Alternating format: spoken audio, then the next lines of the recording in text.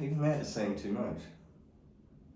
To go so far as to say that you've gone way over the top. To say anything more than that is complete and utter insanity. Now, before I go on to describe or say or do anything, there's a few things that you need to know. Number one is that anybody who tries to convince you or even speak to you about it is full of crap, simply trying to fool you, maybe just for fun or maybe for monetary gain. Zen, as a general rule, cannot be described.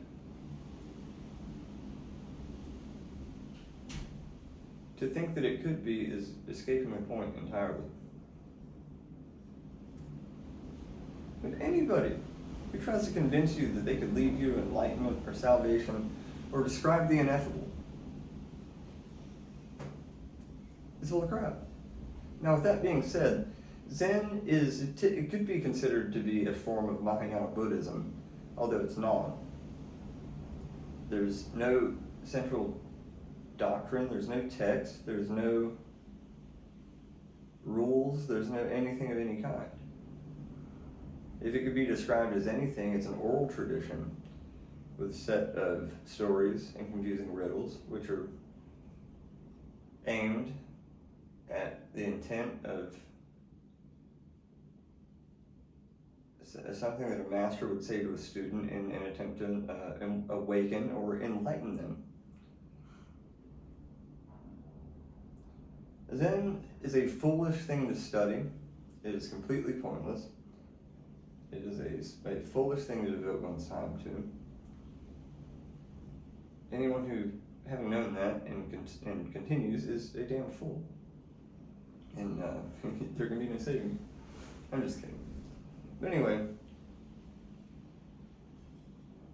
I mean, I can tell you what Zen is not, as we might take a slab of marble and begin to carve a sculpture.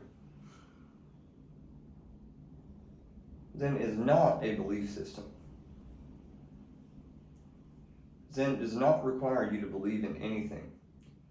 You can be a person of any religion without betraying your religion and, shall we say, notice Zen.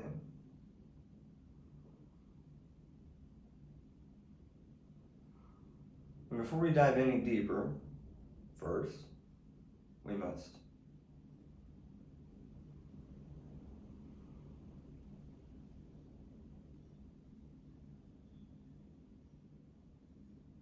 you need to take a moment of silence, and what I mean by that is real silence, where you stop thinking and you don't quiet your mind by force. You allow it to become quiet the same way that a lake will become quiet after a storm. You can't make it. Nothing can make it.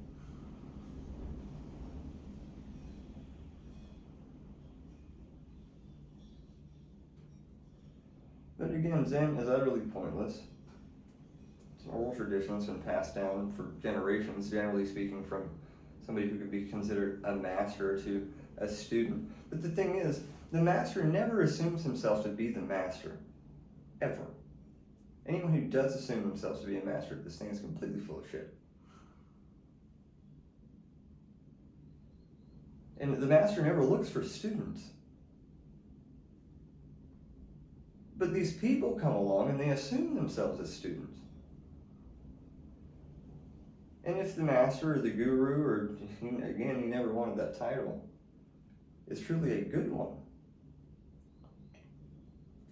well, they'll tell you at the very beginning that they have nothing to teach. They can't help you. You'd be much better just going off and doing whatever you want to do. And people won't take that for an answer. For some reason, they hang on to every word of that. Think, no, he's fooling me. As if you were a pickpocket and came up to you on the street corner. There's police on the opposite side of the corner, and he says to you, "Sir, I am going right now." Well, okay, first an introduction. I'm a pickpocket. I would like to introduce myself. I am going right now into your pocket to steal your wallet. And if I can get away with it, I'm going to take your watch off your wrist too.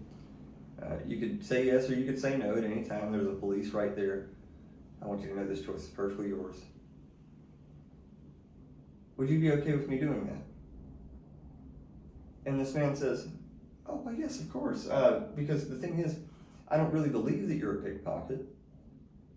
I think that you might be some kind of a guru or guide or master who might be trying to impart something on my life. And if that's what you think, I mean, this is a lovely watch and wallet. He gave me permission. He told me I could. Let's go see if we can sell it back to him at twice the price. Make a little profit.